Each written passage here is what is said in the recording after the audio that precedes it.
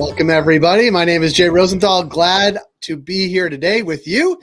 Welcome to Cultivated Live for Friday, February 23rd, 2024. Our goal at Cultivated has been to be reader first, providing the industry with the most important, insightful, and useful information to our audience. Now, until now, that has almost entirely been through our daily newsletter, which we call Cultivated Daily. And while we certainly would love for you to subscribe to that daily newsletter, we also want to meet the industry where it is. And many of you are on LinkedIn, of course, and on YouTube. So that is where we are streaming this show too. And here's what we will try to do on this live stream every day. We'll recap the most pressing news of the day, often with a guest. This week, we hosted Brad Spearson from Grown In Chicago. We hosted my co-founder at Cultivated Media, Jeremy Burke, and Krista Raymer yesterday from Vitrina to talk about best practices for cannabis retail. And this will continue next week with both our regular and special guests. We'll welcome on Graydon Wellborn from the White Ash Group. And we just partnered with him last week to launch something called People Moves, a newsletter focused on human capital and the cannabis industry. So if you subscribe to our newsletter, you will get that on Sunday mornings. Brad Spearson will join us again to talk United States of cannabis, the intersection of cannabis and politics. And we'll be joined by Sally Peebles of Vicente to talk about Florida, the politics, policy, cannabis, all of those things. Jeremy will be with us again on Wednesday to do deep dive into the week's news. And then Krista Raymer will be back with us on Thursday to talk about the importance of training in-store bud tenders and staff to make cannabis retail and dispensaries successful. So make sure to follow us on LinkedIn and YouTube. We'll put it all in the show notes so you don't miss a thing next week.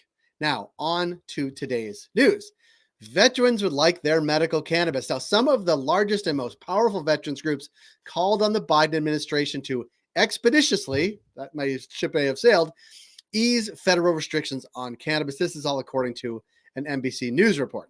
The groups include Iraq and Afghan Veterans for America, AMVETS, American GI Forum, and the American Legion, among others. And basically, the vets want to be able to use medical cannabis prescribed through the VA in order to treat mental health issues like PTSD when they return home from war.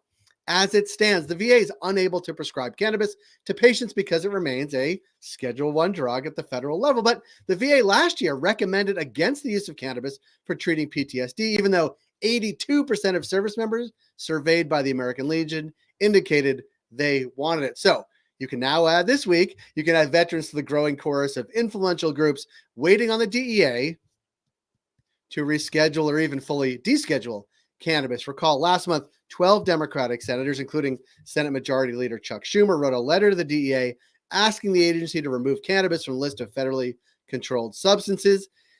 And that's not all that happened on rescheduling this week. As Brad mentioned on Tuesday during this show, Brad from Gronin said that he is looking for something to happen potentially before March 7th State of the Union address. So we will wait and see if that prophecy becomes reality.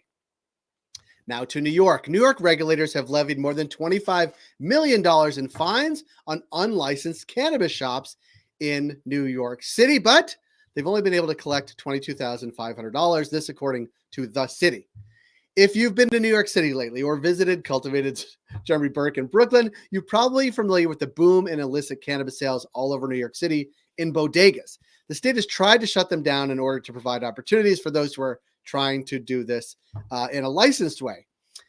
And as New York State Senator Jeremy Cooney noted, as a quote, "The way forward is to make sure that we have more legal stores operating in our streets. It's a parallel track.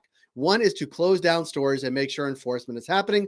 The other is to make sure new ones are opening. We're not moving fast enough. We cannot agree more on this program."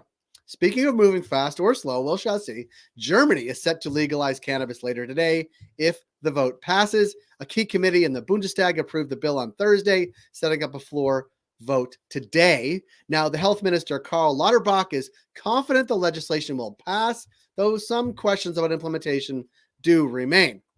From Germany to Canada. Canada's federal government is launching the Cannabis Industry Forum, composed of a group of industry leaders to make concrete recommendations on how to improve the country's struggling cannabis industry. And to Virginia, a compromise bill to legalize cannabis sales in Virginia passed out of a crucial state House committee on Thursday. If it passes the full House and goes to the governor for signature, cannabis sales would start May 1st in Virginia, 2025, though a licensing process will start this fall. Again, Virginia has a Republican governor, so we shall see how this proceeds in Virginia. And that's it for today's Cultivated Live. We encourage you to subscribe to our daily newsletter at cultivated.news. We'll also put a link in this show so you can find that. Now follow us on LinkedIn, or as the kids say, smash the subscribe button on YouTube. We'll see you back here 10 a.m. Eastern on Monday morning for Cultivated Live. Have a safe weekend, everybody.